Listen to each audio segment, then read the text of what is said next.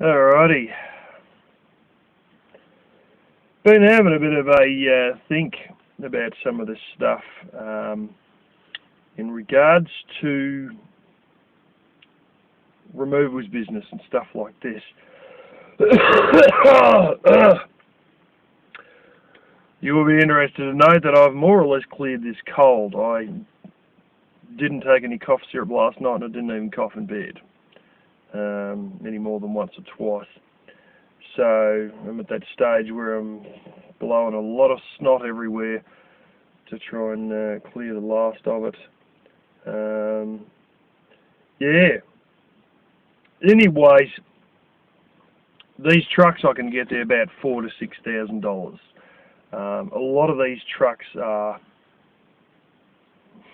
they've got a few years on the clock, I'll put it like that. A few miles on the clock rather. 600,000 kilometres and more. And long story short, they're, without a sign of a doubt, their best days are probably behind them. They're not that they're unusable, but they need a bit of work done. And I've seen the boss with a before and after photo of his best truck. He got it and it looked terribly shabby. Spent a lot of time fixing it up and all that, and now it's a good truck. But in all this, you can buy a truck for $4,500, $6,000, then you pay your 5.5% buyer's commission on that. But because it's done so many miles, it's not roadworthy. So then you've got to go and replace tyres at $450 a tyre. Usually these ones, the batteries are shagged in them, as you could imagine. There goes another $300 to $350 easy, if not damn near $500 in batteries. You got any trouble with an alternator, an air compressor, air conditioning compressor, a starter motor, all those units are $800 to $1,200 each. Your headlights would be $200. Everything is big dollars, and because these things have done so many miles, I know with a car it costs about bloody $500 to get a wheel alignment. So you're going to have to replace the tyre at ends. They're probably going to be $150 minimum, if not $200 each. And then get a wheel alignment, which if a car costs about $500, what's it going to cost for a truck? $450 for each tyre. And all these things add up. You've got a cracked windscreen. That's probably another $400 right there. I see it would be one of these things where I'd buy this truck for $4,500, and she's not too bad. It might be a 95 model, a 97, 98 model, and then the fun begins. And you get a registered business name, and then you go and buy the truck under the business name, and then your $4,000 to $6,000 truck ends up becoming a $12,000 truck 6 months later. You spend 4 months, 6 months, probably more like 6 months trying to fix this $4,000 truck, and it ends up being a $12,000 truck, and then you still got to get it registered, which means you've got to pay at least 20% in stamp duty, plus some astronomical registration fee on top of that, before you finally got this truck on the road. And by that time you're blowing through heaps of cash, probably all the damn savings you got, and you still haven't done a single job. Or you're now ready to start doing jobs, but guess what? All your savings are gone, And I look at these other things there. Hyundai H1, also known as iLoad, and yeah, these things range between 2009 and 2011, and they're all about $4,500, and I've never seen any of them be any more than $5,500. And you look at the photos, because they've got photos, small ones, and then you can go to the full-size images. And they'll have, anything from 16 to 24 photos. and these things are bloody perfect. The worst I've ever seen is a tear down the side of the driver's seat where the sponge foam in it's coming out from a guy hopping in and out of it too much. And that's fixed by, well, what I'm sitting on now, a seat cover. And you don't need to replace the seat. All you do is put on a $20 fucking seat cover and you're done. Then what else have I got to do? Well, if the tyres need replacing, they're like 120, 140 bucks a tyre. A lot of these ones, the tyres look pretty flaming good on them actually. But even if I do, you know, you replace the entire tyres, it's not $450 for one tyre. It's, you know, $500 for the whole bloody lot of them, you know. And you may need to replace some disc brakes. I'd probably replace the spark plugs and the air cleaner and put a new batch of coolant in, new batch of oil filter, probably do a transmission service, but that'd be about it. Because these things are literally 5 years old. And they have fuck all work. And the paint job is still perfect. Everything's all there. There's nothing broken off, except there might be a frayed driver's seat, and that's about all you can see. And as I said, to make a car roadworthy, you can't have frayed seats, but all it takes is a $20 freaking seat cover, and you're back in business. Plus just your general service of everything that probably needs servicing. You know, give it a decent overhaul service-wise, as in, you know, don't just put it straight in the road, go and, you know, change the spark plugs and all that. And bingo. You're on the damn road. One van alone is probably not enough. You probably want a tandem trailer. And they don't have a great deal of those come up. They do have a reasonable amount of vans come up, but just the one auction site I look at, they don't have a great deal of trailers, but that doesn't mean there aren't plenty around. You know, I know of a place that just exclusively sells trailers. There's several of them in this city. There's one a couple of streets across from work that I saw the other day as we were driving down back to the depot. If they come in one direction, they just go in a couple of streets beforehand. And this guy had one that was mesh and like a big RHS frame and then mesh all around it. While that wouldn't be ideal, you'd want one at least that's like tarp covered, like when I worked as a courier. You guys know the old US military trucks. Here you got all the hoops, you know, the pipe hoops over the top, and then they have the tarp that sort of, you know, feeds onto the hoops with the little straps, and, you know, they have that sort of a thing for, what's his names, for couriers trucks. And you'd probably want at least something like that, if not a complete box trailer. But those heavy canvas ones, they keep the rain out and all that. This thing, you know, it's legal to tow behind a car, which means it's legal to tow behind a van. Normal blooming connection, and it was fucking huge. You know, it would have been about 2/3 the size of the back of some of these trucks we're driving, you know, and, you know, the small trucks we're driving. And I've seen them fit an entire house in the back of these small trucks, because I've done it, you know, and you think, well, with 1/2 the size of the back of that truck in a trailer, on the back of a van, I've essentially got the same amount of volume as that truck anyway. For something that I can buy and I can literally put on the road within fucking 2 weeks, you know, because as a 5-year-old vehicle is damn near perfect, you know, and there's very little to do on it. Plus, by that trailer, I've seen trailers that there's one actually, it was only 6x4 trailer, but it was really tall box trailer. And it was actually a mobile photo booth. $360 is what it went for. You know, these auction sites, you might have to... There's another one I went on the other day that deals primarily with written off vehicles, or repairable write-offs, ones that are financial write-offs but not engineering write-offs. And they, holy smoke, you know, they got stacks of stuff.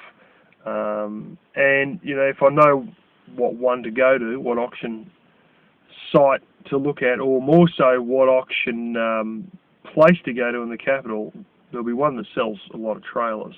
Failing that, I'll, you know, going to have to buy one. But I thought it'd be $3 or $4 grand for that, and I'm looking at these prices. If I get one through one of these auctions, I'll probably be paying fuck all $1,200 to $1,500 for one of these monstrous size box trailers, and or at least one that's, you know, you could put a tarp over. And the other thing is, if you get a decent tarp, there's a guy who is near me who deals with everything tarp related.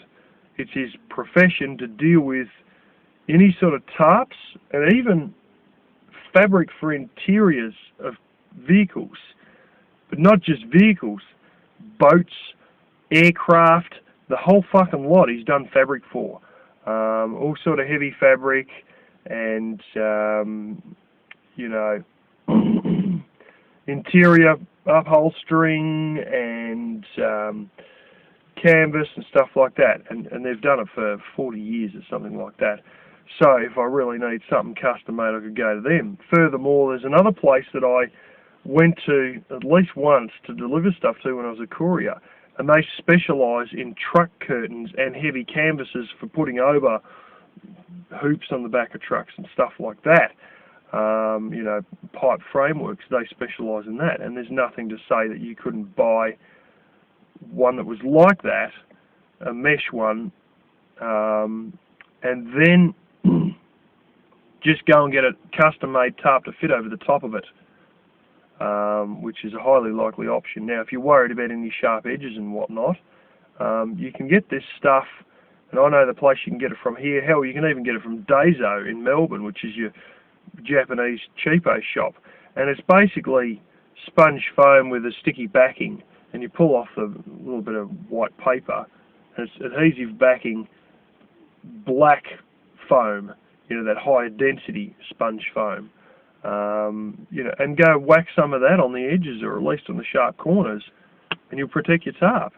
You know, we actually used to use it in radiator manufacture, but there's a place here that the radiator manufacturers used to get it from, and I know because they have quite a bit to do with cardboard, and you get a lot of strange things from there. In fact, even engine mounts my father got for his old tractor.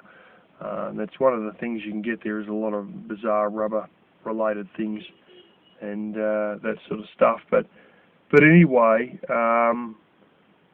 I think that'd be the best path to go down, because instead of getting stuck trying to roadworthy some fucking truck that you then find out it's got a cracked chassis or some fucking bullshit, you know, and they find one little chip on the windscreen and there's another $400, and it just big money stringing out for ages. You're best to get something that can, you know, is reasonably new, you know, 5 to 7 years old, and is going to be on the road very quickly, and have a one out there making money.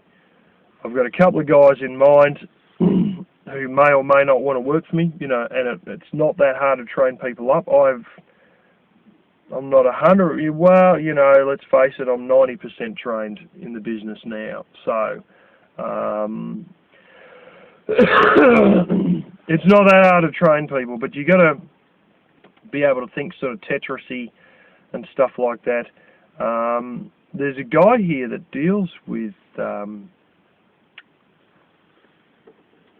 there's a number of places actually. They move stuff, but they don't do big truck moves. They only do van moves or small trucks and stuff like that. And that's not terribly uncommon. And even if you don't have a high capacity, it's not that big a deal if they're close by. See, there's a number of things I'm starting to realise about this business. Yeah, there are people who move friggin' 1,000 miles away, literally, sometimes more. But a few things. First of all, house price has nothing to do with the amount of work we have. It is not the housing price, it is the market velocity, the housing market velocity, the speed at which houses are bought and sold. Now, we are probably going to have a dump out in price, which means that, I'll tell you the two main customers we get: rental people and people who have been renting who buy a house. Now, so long as the wider economy sort of stays pretty good and the housing price drops, there's going to be a hell of a lot of people moving out of rentals into houses that they've bought. So long as the credit market doesn't freeze like it did in the GFC, which it might freeze. Or they could just have a big quantitative easing and take care of all that and fuck the value of the currency in the process.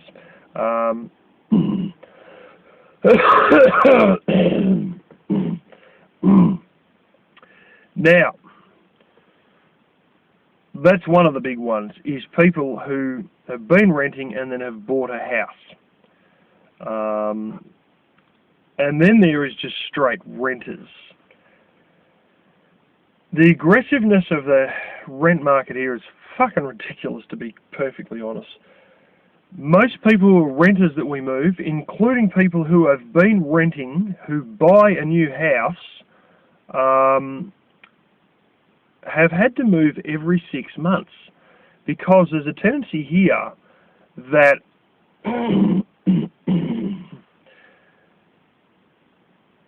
in order to possibly get another $15 a week more, I mean, you know, rentals here don't run on monthly rent payments, they run on weekly rent payments.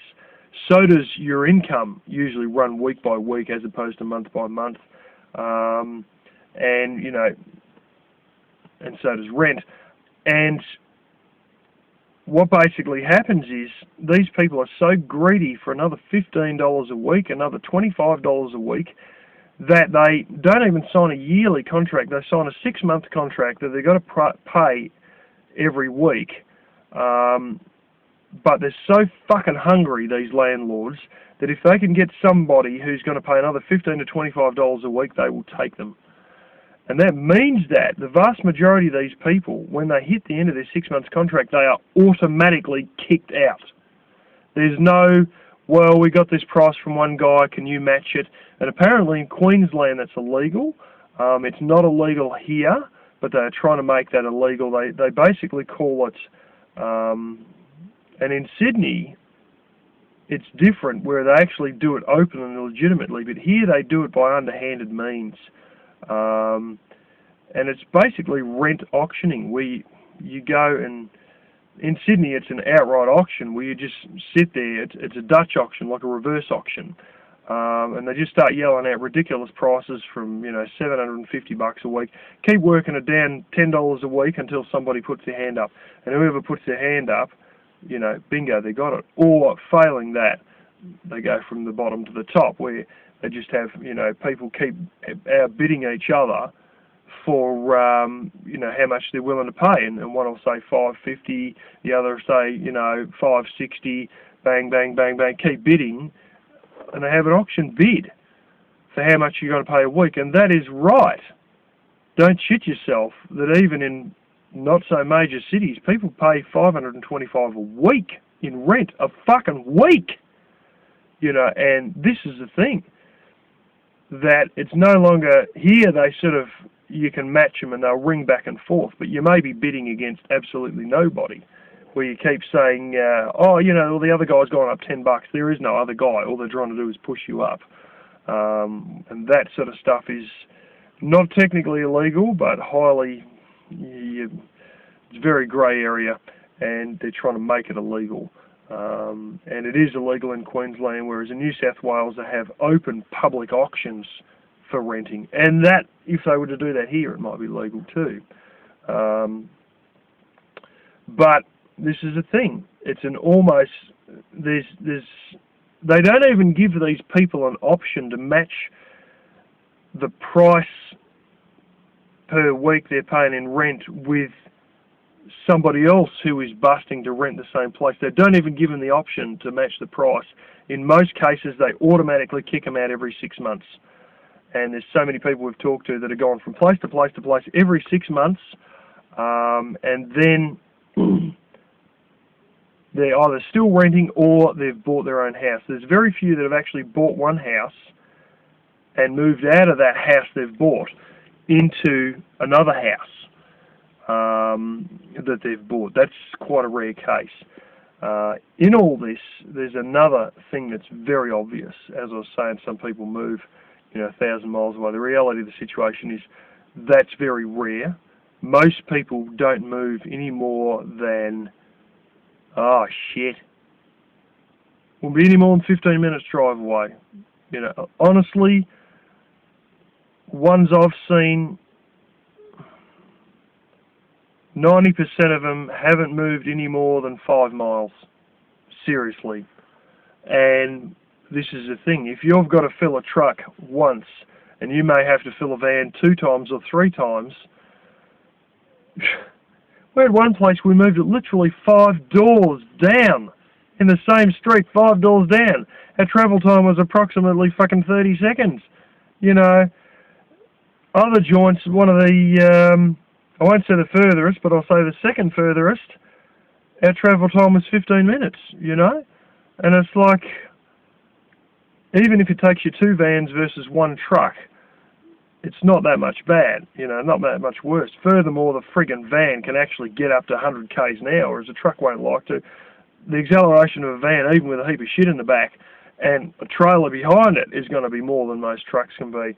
It's just, the way it is. But I think it's one of these things where you want one van so you've got money coming in, and I can train up people who need to be trained up, or even employ other people I've been working with who can, once they got the hang of the fucking job, the money's rolling in, then I can buy a second van, and then maybe from there, I'll go and buy a truck after that, because by the time you've got 2 vans working non-stop, it won't mean much to have $1,500 a day coming in, and you can start afford to replace $450 tyres if you're bringing in $1,500 a day, and I know that's before you pay for fucking wages and shit like that, but it's only $1,500 a week, it's $1,500 a day, and if you're running 6 days a week, and if it's like our boss where you literally pockets half of it, well, $750 a day, times 6 days. You can afford to replace $450 tyres, you can afford $400 worth of batteries, $400 windscreen, $900 starter. All this shit doesn't mean a thing. You can afford to. I'd be spraying it myself, but I can actually just afford for someone else to spray it if I wanted to repaint the damn truck, and this is the thing, that once you got money like that flowing in, you can start playing with fixing trucks that take a fucking lot of dough to fix, and the truth is that if I had money like that rolling in, I probably wouldn't go and get a 98 model that's done fucking 550, 600,000 kilometres. What I then do is be aiming for one of these smaller trucks I see, that's a 2010, 2011 model, maybe 2009 model, that is going for, say, fucking 20 grand, but it's a 2010 model. It's a 6-year-old truck. The thing looks like you could fucking eat off the dashboard, and the photos of these things are beautiful. They look like fucking, like they're new, because essentially, hey, they're only 6 years old. And that's probably the path I'd go down, because if you were bringing in $1,500 a day and, you had a spare $700, $750 a day, you wouldn't fuck around with any second-hand old truck that needs a lot of work. You'd probably just go straight out and buy yourself $20,000, $22,000 truck, and then just have a wheel alignment on that and a couple of tyres replaced. and a fucking oil change, and you know, get that one registered. So that's something that I've been thinking about. You know, you better, especially when you initially start up, you can't afford to run the risk of having a shit box that you've got to spend so much money on fixing that you'll never get the show off the ground.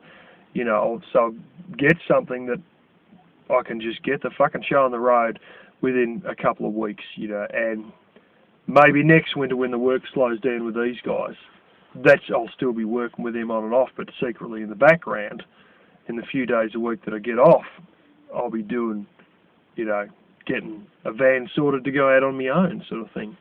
And a couple of young guys or whatever, and then, yeah. And the other thing is, if I do get a truck, there's a guy or two here that I would definitely employ, you know, and some of them have expressed sort of bit of hesitation at the lack of fucking money, and there's one of them who is a very, very good driver, surprisingly good driver, far better than I am, and you know, he can do a 3-point turn in someone's driveway and not even touch the side of the truck. He knows, he just got a sense for where the right spot is to turn around, and he's so on the ball with it, and he's spent a lot of time in Melbourne, so he knows all the roads in Melbourne, and him and another guy have sort of yeah, I think if there was a high-paying job, they'd fucking walk out, and I think I would pay more money, and I may snag those guys, and those guys are brilliant with big trucks, you know. So if I did end up with a truck and those guys had a gut full of the place, well, hey, you know, they wouldn't be going in a van, they'd be going in a truck because they drive trucks so well. But anyway, that's the thought process that I'm at this point. Yeah,